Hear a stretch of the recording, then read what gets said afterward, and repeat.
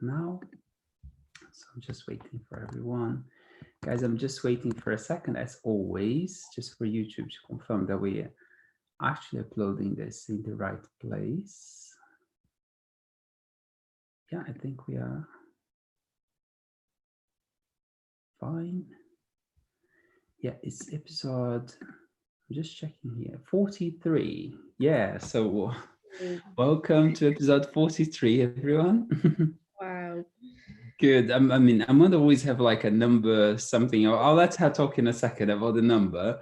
But I think it's we you can see I'm in a different scenery. I don't know if I can move this too much, but without the camera. So we are today in, I mean, me and Gabo, my fiance, we're in Austria for this week, and then next week I'm going to Brazil for a week as well. And let's see how many we can make along the way as well of this chat as well. But like just before we jumped in on the live as well, we're recording this. Amanda was beautifully sharing like some of those aha moments that we have. You know what I mean? Sometimes we hear we hear things over and over and over again, but sometimes it's that moment where something clicks. It's like it fits into the right place and so on. And it is about shadows, about, I love the analogy that she gave just before we jumped in as well. I'm sure she will jump and throw and talk about that for you as well, guys, as well. But yeah, I'll pass it over to Amanda. We can start with the number if you want to, the 43, which is 7, is it? Now I'm getting used to it as well, like even and then we can go from there. Well, hi, everyone that's here, whether you're live or recording. It's beautiful to have you here with us. And I'm so glad you're feeling better, Junior, as well. And you're looking really well. And it's gorgeous where you are. And yeah, I'm not a numerologist, but the number 4 and 3, it's interesting. We're talking about numbers at the weekend with family and friends, and we were saying how numbers mean different things. And 4 is quite a lucky number. I love the number 4. So the number 7, I'm not an expert on this, but it is that building again. It's building those blocks. It's getting that higher step up again as well, and bringing in what you've learnt as well along the way. So that's quite apt, isn't it? So when we said 40, I was like, oh, okay, because we're all on this beautiful journey, aren't we, of waking up. And it's so beautiful because Junior has so wonderfully opened up and allowed and encouraged this deeper sharing of the more spiritual side of life. So it's beautiful that we feel we can do this, and it's a safe space to do it. So I know for me, my journey has been very much about, the mother energy, nurturing, loving, creative. And sometimes the thing I've maybe struggled with a little bit is more of my warrior energy, the, saying what needs to be said sometimes, cutting to the chase. So that's been and I think if you're an empath, and you're waking up, that is something I think if you're on that journey, you'll recognize as well. So trying to make this as succinct as I can. So Sunday night, there was a bit of a dreams about, I don't know, sort of bit of a fight going on almost of all these fears. It was like something, it was a very visceral thing. Something was almost fighting to keep hold of my soul. And I know this sounds like a sort of fantasy type thing, but this was what was happening in the dream, and it felt very real. And it was almost as if this, the baddie, in a film, they've got black hair, haven't they? And but it was like this energy was sort of, you're mine, she's mine, and this other energy was sort of in the background, very calm, sort of, no. And it kept coming in, taking over, and it was saying all these things that it knew were my buttons. But when I woke up, something really beautiful just happened, and I can't take any credit for making this happen or the information that came through. I remember just waking up and feeling that, and just taking the breaths and centering and tuning into my soul and my higher self. And then it was just this beautiful knowing came forward. And it's what Julie and I were saying, that you can have so much, you know so much on a logical level, but this was a visceral knowing. And it said, who you are, your soul, belongs to God, light, divinity, goodness, wholeness, love, unity, harmony, creativity. It's unlimited. That's who your soul belongs to. And anything else is an illusion. It's just a shadow that's coming in between you and that light. And it's not real. It's an illusion. It's just thought. It is a thought form, but it's only when we start to believe it that it becomes real. So we can experience the shadow, but the difference is if we believe it or not. And really, we know that all shadow really is just wanting to be remembered that it's light anyway. So, and it was in that moment that it just clicked. And I thought, well, I've known this for a long time. I talk about it when I work, when you and I talk. But there was just this beautiful, visceral heart knowing of, yeah. And then I was given because been blessed to travel a lot and been to, Australia, New Zealand, Sri Lanka, Africa, America, Hawaii, all these different places where there was beautiful indigenous cultures who had a wonderful relationship with Mother Earth, where they respected Mother Earth, and they knew it was a beautiful symbiotic relationship, but they knew they didn't own the earth. It was about being in harmony with the earth, and of course a lot of the Europeans came in. It's not always the European, I know, but this was the analogy that I was given, and I have a past life connected with Peru to do with this as well, which perhaps I'll share another time, where the European came in and sort of said to these beautiful indigenous cultures, you need to sign over your land with a treaty, otherwise we'll kill you all. And they were sort of, we have no concept around owning land. So they signed these cultures, because these treaties, because they didn't know. They had no concept or belief or understanding of owning land. Well, owning land? You can't own land. We belong to the land. We come from the land. How can we own our creator, our nurturer, our life giver? How can we own that? So they signed these treaties that they didn't understand. And when I was sort of told that, it made sense. It was that, yeah, I'd bought into the belief that I am those fears, that I am the fears, that they do have a right on me. They have a right to be there. There's some reason that they have a right to own me. And guilt and blames and things, they come up because the ego very much is around holding us in shame and guilt and lack and need. So it all just made sense. And then throughout the day yesterday, it was just, the little ego things that tried to come in, and it was just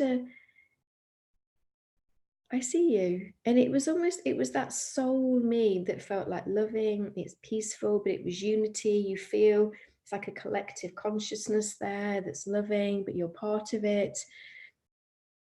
And that warrior energy came in even stronger, which is about living from our who we really are, which is what June and I talk about all the time.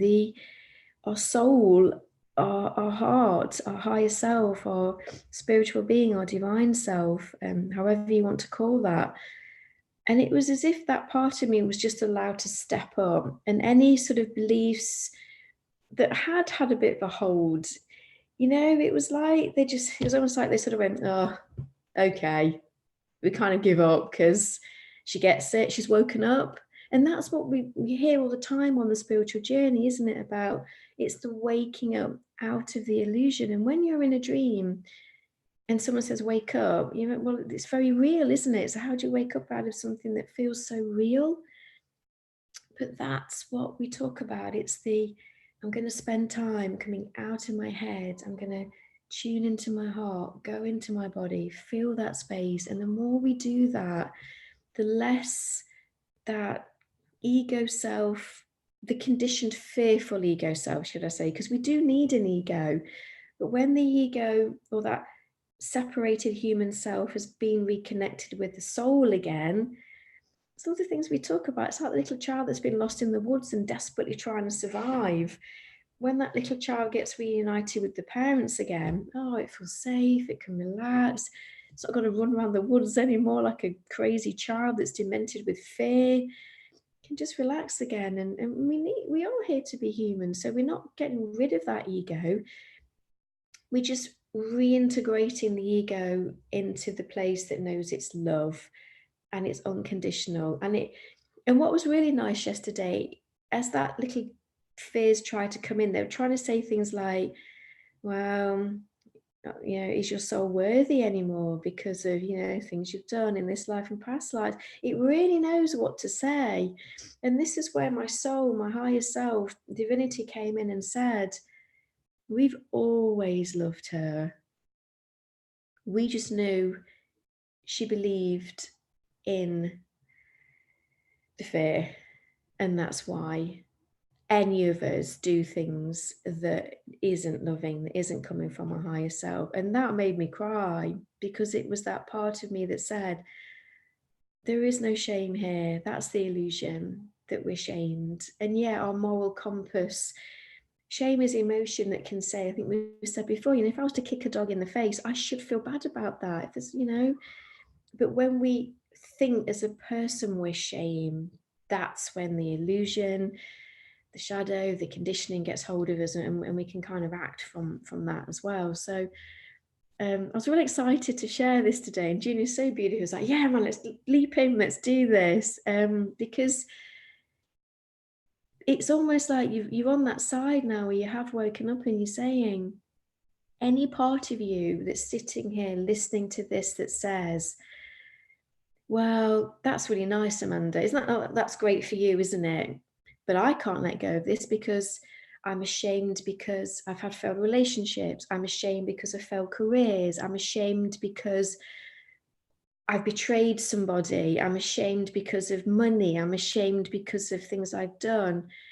That's just that fear keeping a hold on you, that's keeping you asleep.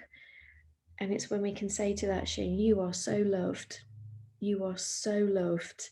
Come home. And you know that you're loved and you're welcomed back with a full embrace. And people might listen to this and go, well, this also sounds a bit great and a bit maybe mystical. But I can honestly say the visceral, physical feeling of that yesterday was very real. And sitting here now, I can feel the difference of, it is the illusion, and every part of you is loved and adored and precious and valued. That's who you really are. And when we act from a part of ourselves we're not, that's when, we create lack and fear, and we maybe act in a way that we look back and say, God, why did I do that? Why did I betray my friend? Or why did I lose that money? Or whatever it's saying to us. But take heed, because that's the illusion. That's the illusion trying to keep you there in shame. You are absolutely loved and precious and adored, and believe that. Thank you, Amanda. Thank you for sharing that. I feel, as you were sharing, there are a few things that, of course, there's always coming to my mind. And like, one of the things that I can kind of bring, like I said, we can, some of us that will be watching here will be coming, oh, but this sounds very spiritual, like you mentioned, and like, how can I, put this into our life? And one of the phrases that came to me is like, when you feel like you lose control of who you are or control of what you're doing and so on, it's almost like there is a bigger force than you in there. There is a bigger, and it can be on anything. Like, it can be like, because you aiming to achieve something, and then you say that you would do something. For example, I know I'm going to give up on that chocolate cake that we mentioned before, and then there's something bigger that looks bigger than you, and no, I can't do that. You see what I mean? I have to eat that cake, or no, I can't do that exercise. I can't go, to the gym or for that walk or something. It's almost like if you feel like something took over who you really are, or it's bigger than you in that sense. So it can become very real, that feeling of, oh, something took hold of me, I can't have control of me as well. That's where we bring that illusion of, I love the knowledge that you said, like this, let's say we're using Europeans, because there was a lot of Europeans that took over. I'm from Brazil originally, so you can see we study history about, you know, how the Portuguese came to Brazil and took over, and then the Spanish to the other side of South America. And that illusion that you sign a contract or a treaty where you you're giving away the land, which is not even, you know, ours in that sense, but it's almost like you're giving away your power when it's not even no one's, you know what I mean, to say like, oh, you should, you have to eat that cake, or you should, you know, you shouldn't do this or that, and so on.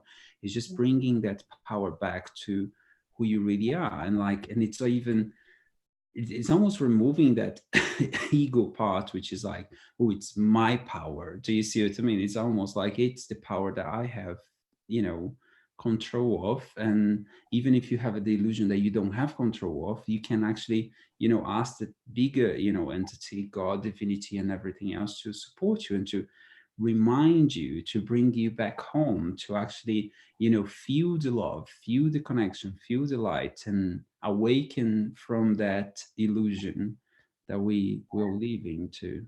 Yeah, that's beautifully said, Junior, because it's very hard, isn't it, when we've living in that human self that thinks the physical reality is everything. It's very hard because, you know, someone could listen to this and say, yeah, this all sounds really beautiful, but I've got to pay my rent. Yeah. This all sounds really beautiful, but my partner's left me for somebody else. This all sounds really beautiful. And believe me, neither Junior or I are sitting here really glibly saying, yeah, just wake up. Like, oh my, you know, both Junior and I, gosh, the suffering that we've had, you know, we get it, you know, we totally get it.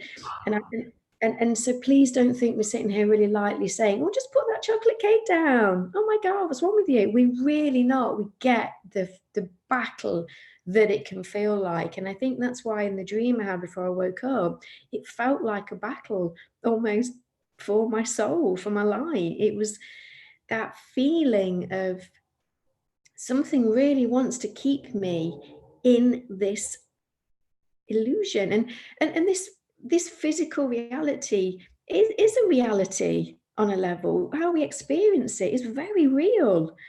And we're meant to experience the physical world, but it's when we forget that there is so much more of us than just this physical self and physical world. That's when the fear, the shame, the lack, and the illusions get hold of us. And it's when we remember we are so much more. We were always unconditionally loved. We're always forgiven, no matter what we've done. But the difference is we can forgive ourselves and say, right, what have I learned from this? True forgiveness of ourselves is when we can say, what did I learn from that? And I take that learning forwards. You know, so we could say to somebody, if someone's murdered somebody, oh, we forgive you. And that person goes, oh, that's great. And then carries on murdering people. Forgiveness is about saying any act that we take is because we forgot. But true forgiveness is when we can say, and I've learned from whatever that situation was, I've learned from that. And then when we live from that place, and it does take practice, it is a commitment to say, I'm going to do my breathing throughout the day. I'm going to do a deeper meditation. I'm going to be in my heart. I'm going to go deeper. And those fears and thoughts, they think they're you, and they kind of don't want you to, as much as, I mean, I worked with a beautiful family last week, and gorgeous, gorgeous young man. And he desperately wanted to be free of his anxieties and panic attacks. Like 10 out of 10, you could see in his eyes, like, please help me be free of this. And we did some stuff, and he went away, and these fears and anxieties, they were like, you ain't going, we've got you. And they came in like, whoo. So when they came back this last week, he walked in and I said, God, I can see how much you've suffered this week. And you could see in his eyes, he said, yeah, it's been horrific. So as we did it, we talked to he was able to go to that place within that he knows he's safe and loved, connected with his high self.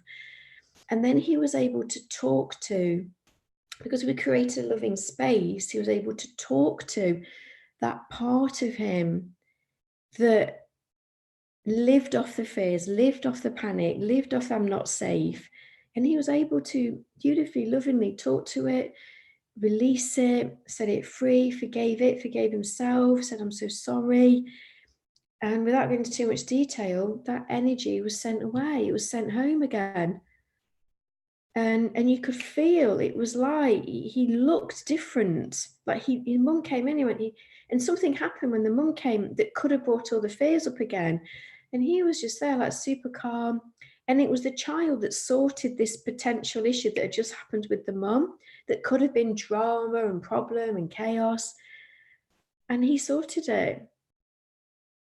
It's so interesting. Like, it's something I wanted to share with you as well. Just before this morning when I woke up, I had a dream as well about, I was a young, guy as well, and he had something with his family as well. It's so weird, like you talking about this. It's just like, I know it's like in the top of that mountain. I think it's because we're surrounded by mountains here as well, DC. But like we're top at the top of that mountain, we almost rescuing that boy that was isolated from that place and had so much fear towards his sister, his mom, and his family around it, and so on, that he would become aggressive towards them. Do you see what I mean? To try, almost like they could see like this dark side on their their mom or his sister and so on, to the point where I saw on this dream that I was having of that boy was like being aggressive to his sister, like almost like throwing her into the floor, and like,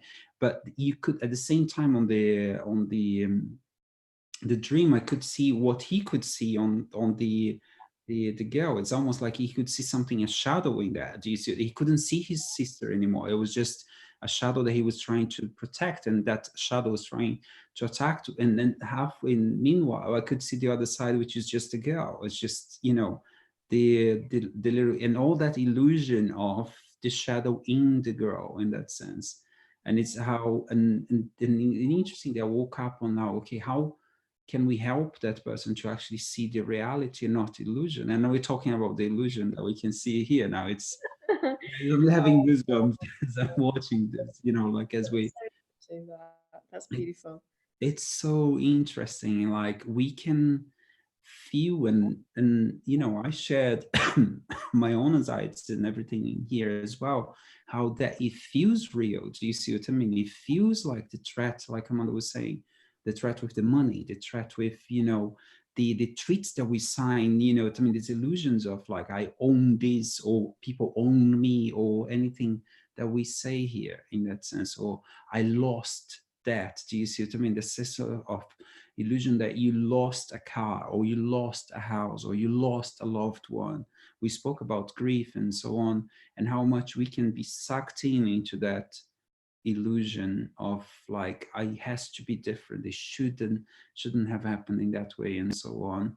And it's almost like, again, going back to what we say over and over again, to who we really are and how to rescue ourselves. And I'm not saying here to to preach that, oh, we are in that perfect place, we don't have those illusions, we don't go into the shadow, we don't experience shadow or anything else. It's just like that practice of like seeing this over and over again, and like almost like the dream that I had, where almost sharing that, oh, I can see the shadow on this girl, but oh wait, I can see now the girl, I can see the shadow, I can see the girl, I can see, until you kind of practice and you can see things for what they are. I mean, from my knowledge up until now, I don't believe it's something like, oh, it's going to happen and it's all gone. It's a process, it's a practice. We're here to reconnect to ourselves and so on. And there is I watched a documentary, or like a film about the two popes, because there is, I don't know if you noticed, like in 700 years is the first time we have two popes alive at the same time. Because, Okay. one kind of resigned, which the only resigned pope, I would say, was 700 years ago. And it's interesting just to watch on that. It's a Netflix film, and the conversation between the two popes, and how much shame, how much guilt they share between each other, and they confess to each other, and they help each other to forgive and to let go. And you think like, because it's, you know, this the head of the church, and, you know, the holiness and the closest to God and so on and that. And then he talks like one of the popes saying, I can't hear God anymore, and I'm supposed to be, you know, the God's voice here. And can you see, like, it's a beautiful thing. And then also talking about forgiveness in a way that, you know, like him as a pope, one of the popes was explaining, when all these scandals about you know, cardinals and priests and everything, you know, taking advantages of kids and so on, pedophiles and everything. And then he was like, it was my job to forgive, do you see? And then the other pope was just, yes, but at the same time we have to protect the other kids as well, because the one pope was moving that to another, you know, another area, and then that started to happen then again, and then to move to another one. And then how many souls were, like, you know, kind of let's say suffered from all of that. And then but at the same time, the other pope had a different perspective in, like, I forgive you because you didn't know what, you know, what to do with that, because you give generally trying to protect and to, you know, forgive, to give a new chance for those priests and so on. What can we do here where we can forgive but at the same time protect the other souls and so on? And yeah. Sorry, I don't want to interrupt you. No, it's fine. I'm just saying the Yeah. whole, you know, the whole thing that sometimes we put out because we have these teachers or the top of the church, or, you know, they are like in a completely different world. They have like this broadband, you know, with God and all the stuff. It's not, no, it's like 5G with God. It's that we all have, you know, our own, you know, journeys with it. And it's not saying that, oh, we should be in a different place. We are where we are, and we're learning what we're learning, and we can awaken every single day, like we're going to sleep and we wake up, and we go to sleep and we wake up, and it's just learning how to wake up on those moments as well. I love that, because isn't that a beautiful thing to bring in? You know, we could say, if you are religious, or even if you're not religious, the Pope, you know, they're sort of appointed by God, you know, that sort of definition, isn't it? And yeah, whenever we forget who we really are, you know, even if you want to take the word God away, you use the word source, love, divinity, whatever you want to say, the universe, that makes us sad. That's where the pain comes in, because we've forgotten.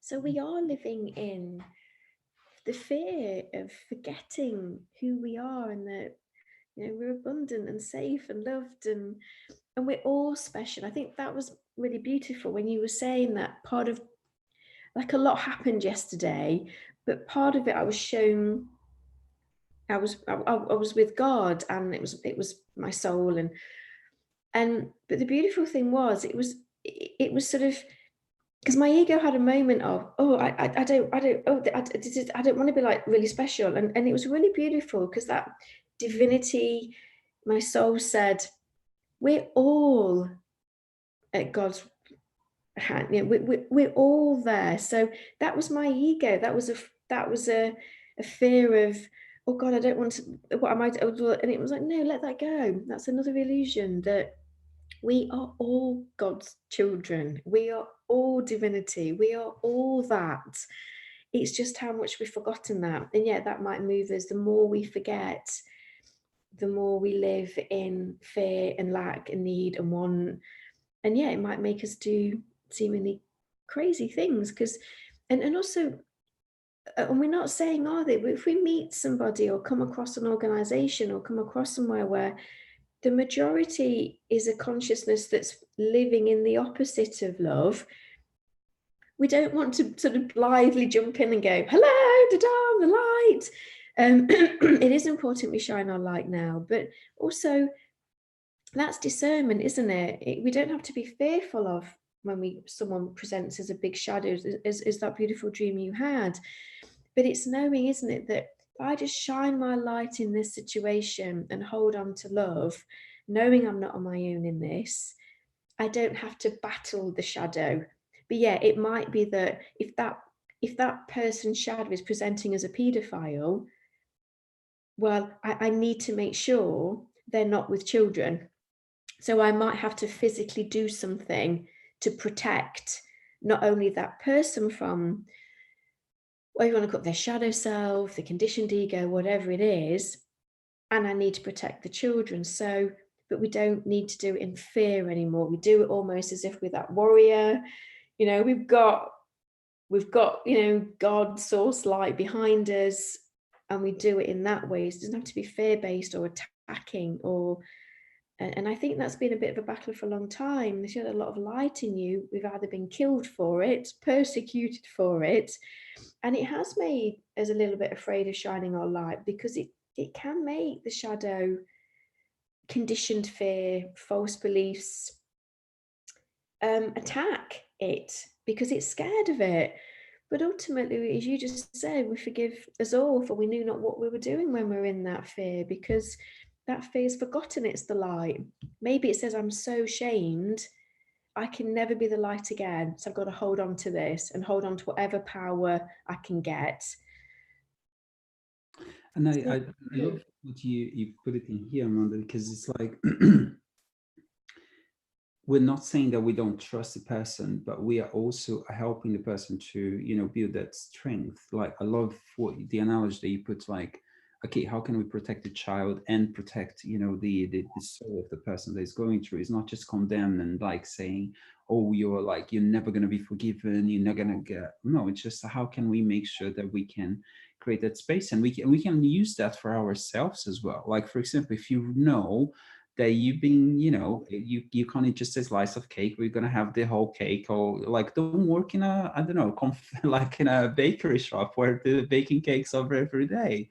Do you see what I mean? It's kind of just so you can create that resilience. I'm not saying that you can't walk into a bakery shop where the beautiful chocolate cakes are being done and everything else. And I feel we have very close friends as well. They went through, you know, the AA, you know, the Alcoholics Anonymous and everything, and that's when they learn how to, you know, to build that resilience with alcohol. And like, we have friends that they go out with us, they, you know, have dinner with us, we having drinks around them, but it doesn't have to start, you know, that way. You don't have to put yourself into trouble to, you know, to feel a certain way. It's just, okay, understanding, okay, this is really triggering my shadow at the moment, so it might need to stay on the light for a bit. Do you see what I mean? Away from those shadows, away from that, let's say, temptation and so on. Yeah. Ginny, that's really beautiful, because although we're talking about very spiritual things, we're here having a human experience, so it's about making it relevant and human, isn't it? And it's taking those little steps, isn't it? So if you actually, I think I shared about the guy I work with, the person I work with, who was like, I can't make, because someone thinks I'm an alcoholic, and then his journey was discovering I have a dependence on alcohol, and it's taking those real steps. I'm going to ask for strength. Please just look up to the stars, look up to the sky, look into your heart. Please give me strength and support with this, because you know, I want to free myself from this addiction. There's obviously something within me that feels lacking, which is why I need the alcohol, or I need the chocolate cake, I need to spend, I work with someone who's addicted to Amazon. It's easily happened because you have all the triggers that you get to in Yeah. there. It's like being addicted to, you know, social media, Facebook, Instagram, whatever. It's all because there are all the receptives, you know, receptors in your mind, all the rewards that you get, and it is easily understandable. And also we can get, I know we talked about briefly at the time about we can get addicted to negative emotions, you Yeah. know, negative thoughts, and that's a powerful one. I think psychology is just really starting to understand that, and that's been my journey working as sort of call me healer, therapist, whatever you want to label me as. I started off very much, well, if you just give someone lots of love, they're going to get better, aren't they? Yes, but also we have to look at that part and see how much are we willing to be with those parts of ourselves that we think give us something, but it's always false. Any addiction, whatever it thinks it's giving you, is a falseness. It's either a false love, a false power, a false wholeness. It's not real. And it's when we can look at that part of ourselves that says, I can't go there, And it takes courage, and that's why sometimes if you're with somebody to guide you through that, it's very helpful to ask for help. And I don't do the 12, I don't know anyone that teaches the 12-step Alcohol Anonymous program, but I was listening to somebody who knows people who does it in America, and they were saying that a big part of the 12-step program is where they are able to ask for help, ask for help, whether it's the community, people around you, that feeling of I'm not on my own with this. And I mean, for me, yeah, taking to that deeper step of asking source, asking God, asking a higher self. But for some people, that's a big leap, saying, can I get help with this? Because there can be a shame in, there's something wrong with me. I'm ashamed I've become an alcoholic. I'm ashamed I'm a binge eater. I'm ashamed of whatever it is. But it's when we can hold that shame and bring it into our hearts. And that young man I worked with last week, he said at the end, he said, the great thing, he said, I was able to actually sit back and talk to that part of myself. He went, I can't, he said, it was just, he said, it was such a, he said, it was amazing that he could talk to that side of himself, because, I mean, there's a lot going on. It was interesting that it was connected to the family, and, there was a lot going on there, but that was it. He was actually able to talk to that part of himself and talk to it, and he wasn't scared of it. He wasn't, he could see, like the Eckhart Tolle said, he said, I could finally see. He said, I was so scared, all that panic was me. And he said, when I was allowed to step back enough and see, it's not me. And he said, I experienced that part of me that's whole and is safe and is strong. And obviously I couldn't make it too spiritual, because it would have freaked him out and it wouldn't have worked. So we had to keep it very, in words and terms that he would understand. And but I love what you said here again. It's just reinforcing things that we've been talking on the Alchemy Chat as well. Is that separating you from the shadow? Like a beautiful example, you said, like, okay, there's some light coming through, there's a shadow, behind me, but the shadow, it's not me. Do you see what I mean? Whereas sometimes we lost ourselves into thinking that we are the shadow, that we are, the one that is anxious, the one that, lost control, the one that is the addictive person. No, there's just a part of me, or there is a reflection. It's not even part of me, it's just a reflection of who I am. Do you see what I mean? It's just a shadow of it, exactly that. And it's just a separation of, the thought, the emotion, and it's things that we've been talking over and over again. Yeah. And it's how much do we believe in that eclipse as well. And I think, and that's where the suffering comes in, I think, because the more we suffer, the more that suffering is our savior, because the suffering is there to wake us up, because eventually part of us says, something about this isn't working. Something about this isn't working. No matter how much I do in it's not working. It's then when we say, okay, I'm going to get it. It kind of forces us to go deeper and reconnect with that whole, loving, safe, secure, held, nurtured, valuable, precious part of us that's always there. No matter how much fear you might see in somebody, that is always in there. And we're not saying be naive. Wisdom is when, as you beautifully said with the Pope, we can see someone's light and shadow, and we trust them. We go to that part within and ask for guidance. What's my part in this? What do you want me to do? Am I here to help this person? Am I not ready for this yet? Because there's certain people I know I'm not ready to work with. I want to bring one thing that you said on, I think when we finished the last episode, and you mentioned that you possibly would bring this, and I feel it's relevant to this as well. You mentioned, for example, there's someone that, let's say, broke their leg, and then we're like nurturing them, helping them for a year and so on. But then a year passed, and then the person is still like, oh, no, I can't go out. I can't, I can't work. I can't do this. No, I need your help. And you need to feed me. You need to do you see that there is a moment where there's a shift in that, where the ego goes from one side to another. Yeah, I feel it's a relevant thing to put in here as well, because which is the nurturing and helping the person to come out of whatever they're coming out, but then also not getting lost on that new Yeah. identity now. And that's beautiful. I love talking with you, Junior, because what came up for me yesterday was, of course, is that beautiful divine mother, and she's creative and she's loving and she's nurturing. She's like, come home, darling. Tell me everything. Tell me what hurts you. Tell me, darling. She does hold you while you tell her everything. And then what happens is, if that person's ready, they're able to release it, and then they're able to live from that wholeness.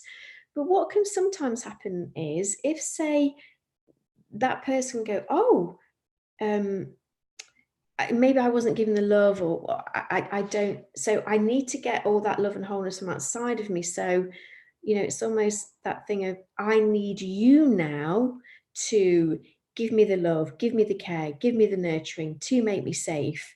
And that's where I think, for me, yeah, it's that almost warrior, it's that almost masculine energy comes in.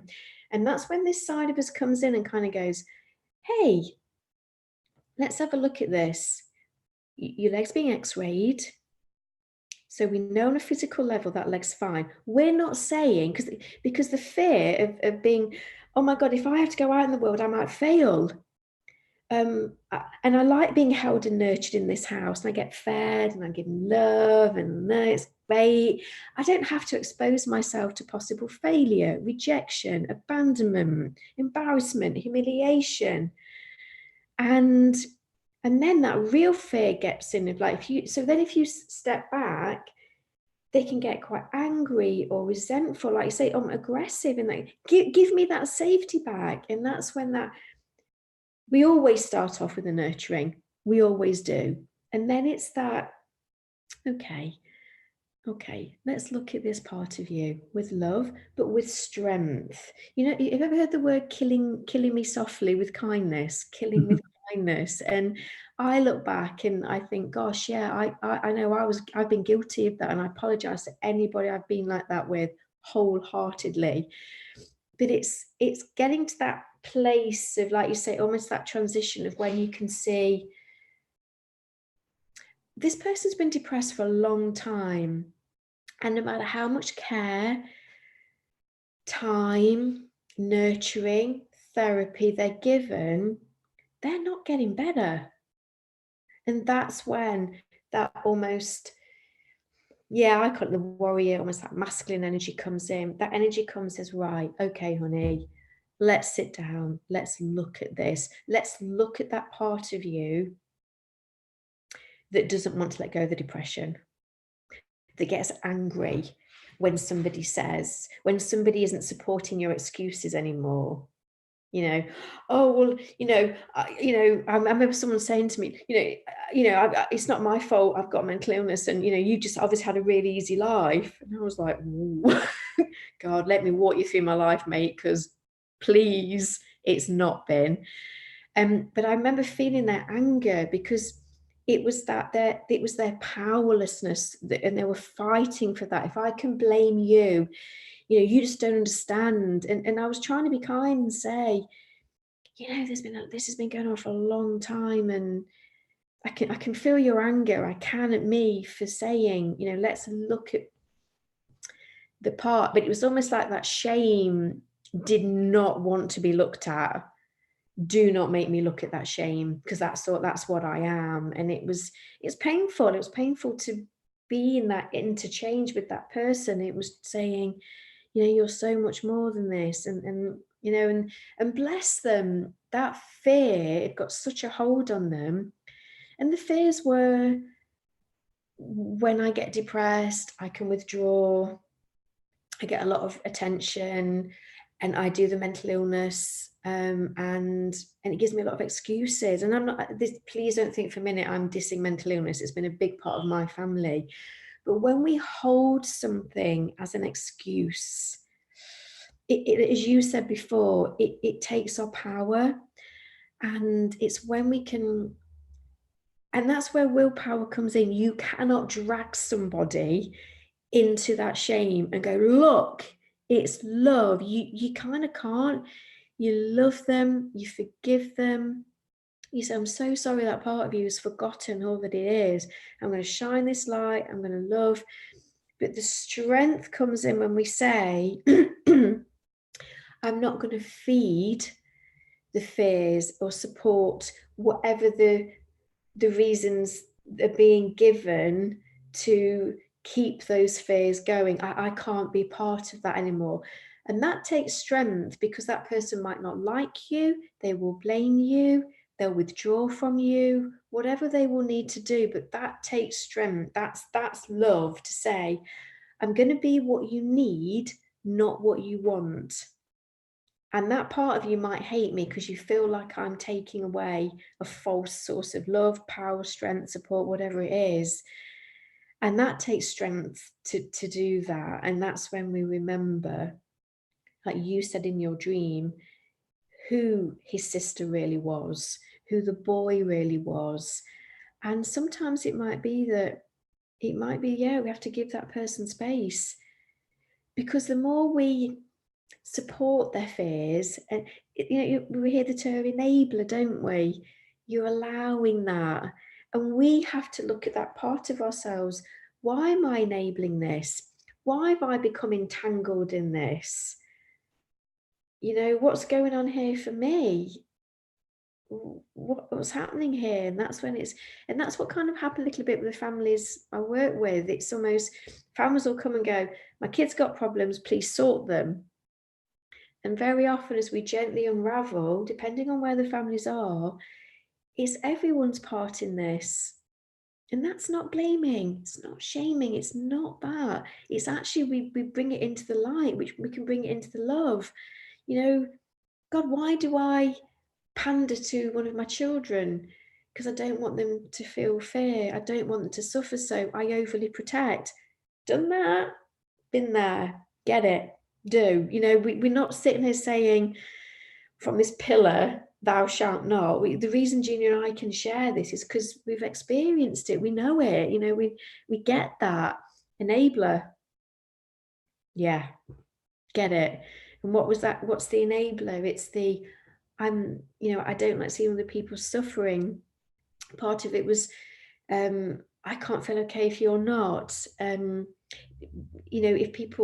If I make people feel better, then we can have a loving, harmonious relationship. And I feel like I've abandoned somebody if I leave somebody in suffering.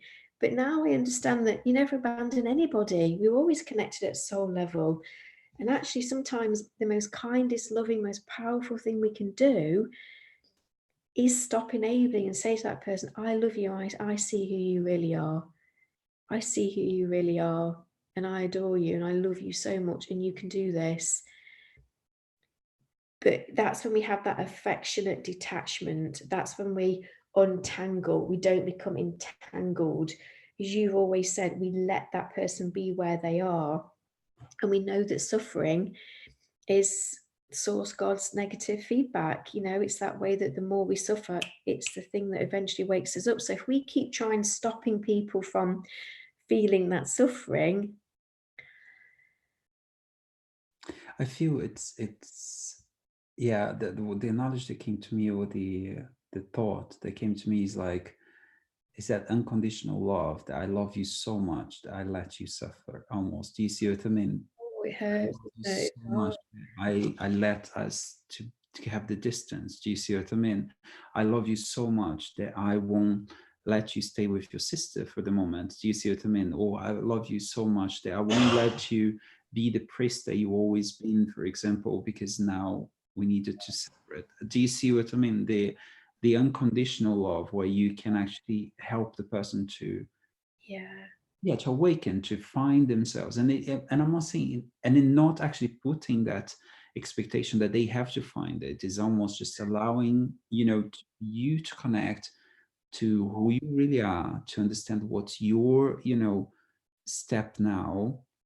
And and that's the unconditional love in there. And I feel Oh, Jean, that's a beautiful one, because something I've experienced when working with people within family and friends and working, sometimes what can really hold people in shame is this false expectation. So it's almost like this loop they're on of, I shouldn't be an addict. Oh God, but then that fills me with shame. I don't want to feel shame. I drink a beer. Oh God, I've let my family down. Oh God, I've let myself down. Shame.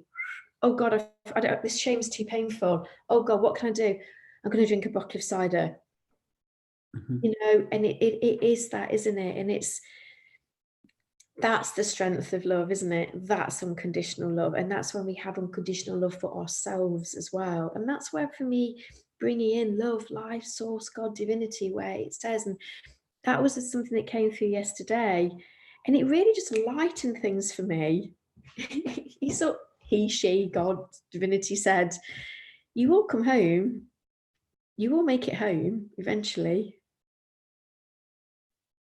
And that, You know, you all come home. You do. yeah, like I know, I'm sharing it, like something, things I watched like the last few weeks ago. We watched I don't know if you watched the Crown, you know, the Oh, I love it. beautiful, and like, and I Yeah. remember one specific thing when I think the Queen Mother said to the Queen, or her a grandmother or something, the hardest thing to do, it's not doing anything. Do you see what I mean? The hardest thing to do is to be quiet sometimes, to allow, you know, the person, or the you know, the country to go through, and to, it's, yeah, Yeah, it's the hardest thing is to do nothing sometimes, you know what I mean, where I love just that, because to go it is, through. what part of us can't let somebody suffer to go through what they need to go through? And I know as a mother, it's been a massive journey for me. You got to let your kids, you got to let them feel it. You can't protect them. If you overprotect them, they're not going to learn. They're not going to grow. I'm not sure I understand. Just my spirit talking. Doesn't understand that's the conditioned ego. Doesn't understand. Doesn't compute. But yeah, no, it was really beautiful yesterday, because this high self guard, you know, sort of said, you will come home, and that's the adventure. You will come home, and yeah, you might have to climb mountains, or but really, it's here. It's when you believe in the suffering, but you know, it's here within you now. Now, no suffering, abundance, love, everything you need here now. And that's when it's like God does, doesn't he? God, he, she, God sits there and, I'm here, I'm waiting for you. I send messages, I do things, I try and communicate that with you. But the suffering is my way of really bringing you home, to wake you up out of this, because this isn't working, isn't it? This is too painful. The fear, the lack, the I'm not good enough, the shame. It's not. That's why shame's so painful, because it's our body saying this isn't true. You know, that's why shame hurts so much, because it's painful to the soul. You know, because the soul knows you're not shame.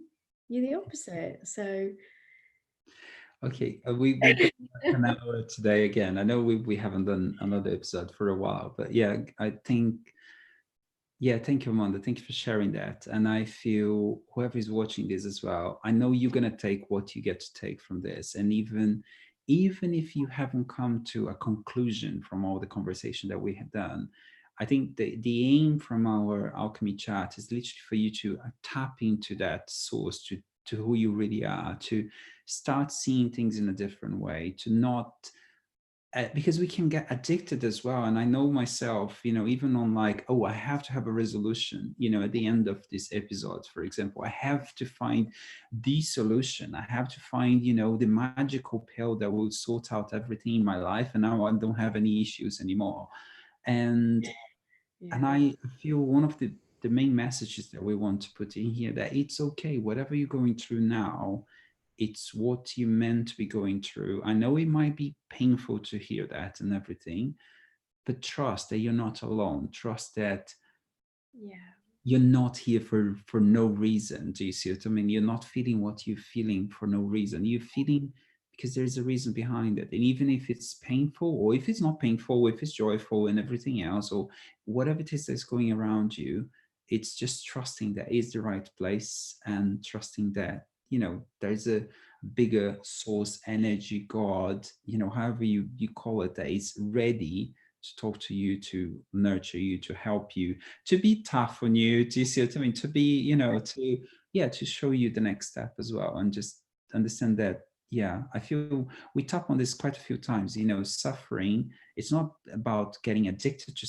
suffering as well, but it's not, you know, blaming suffering in that sense as well. So it's it's a beautiful balance that we learn a lot along the way as well. So yeah, I don't know if you want to just say something just before we wrap it up. That's beautifully wrapped up. And I remember I love Saint Francis of Assisi, but I remember reading part, and he said, "Less of me, more of thee." And I know that sounds quite religious, doesn't it? And you can sort of lighten that and say, "Less of me, more of thee." You know what I mean? And that's what it means, isn't it? Less of that conditioned fear, more of my heart centered, higher me, my soul and divinity. And when you live from there, it's just liberating love, preciousness. And you almost wake up sort of like, you look back at the dream and like, God, that was insane. But it had to be to wake us up. So we're so thankful to anyone that's listening or is going to be listening on the recording. And God, we send you so much love. And we're with you. You can do it every step of the way. Awesome. Guys, thank you so much again. The usual stuff, if you like this episode, just remember to put that like. It helps us, it helps other people to see this as well. If there is anything that it made sense to you, let us know in the comments. If something didn't make sense, or you feel like, oh, can we have a little bit more explanation on this, then of course let us know as well. If something that you don't agree with as well, it's a good way of like creating that little chat below as well. And if this kind of conversation is something that you enjoy and that you feel it's connected to you and you would like to listen more about this as well, to be notified when we put a new episode, just remember to subscribe, and I'll see you guys on the next one. Take care. Lots of love. Bye for now. Bye.